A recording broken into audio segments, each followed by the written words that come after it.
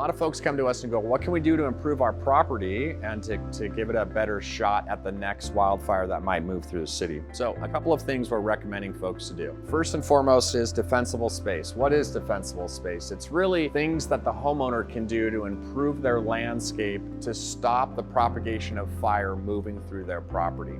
Another thing folks can do is what we call home hardening.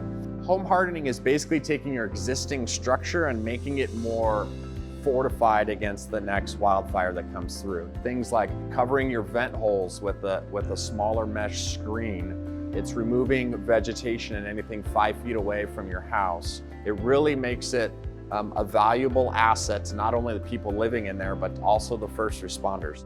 Firefighters will literally drive down a street in a strike team and they'll look at homes and they'll go, yes, no, yes, no, yes, no. That sounds really harsh because what they're doing is they're actually evaluating if they can make a stand at a house or not. They can actually make a reasonable stance at a house that's a standalone house that has home hardening and defensible space and say, yeah, we can actually make a stand here and save that house. But more importantly, it's really to save their own lives. My name is Karen. I live in a high fire area. I've been through 2 fires already. I've been doing home hardening projects for the last couple of years. I make sure that people on the street do. We're all connected via email, so we have a chance if the whole community's doing it. Hi Santa Barbara, you just heard from a homeowner, Karen, about some of the home hardening projects that she's done as well as defensible space. I want to take the time now to show you what the things that this person has done to increase the survivability in case of a wildfire. First project is, some people like to box the eaves. Well, an alternative to that is caulking all the cracks, which is a lot cheaper, and people can do that. The homeowners themselves can do that.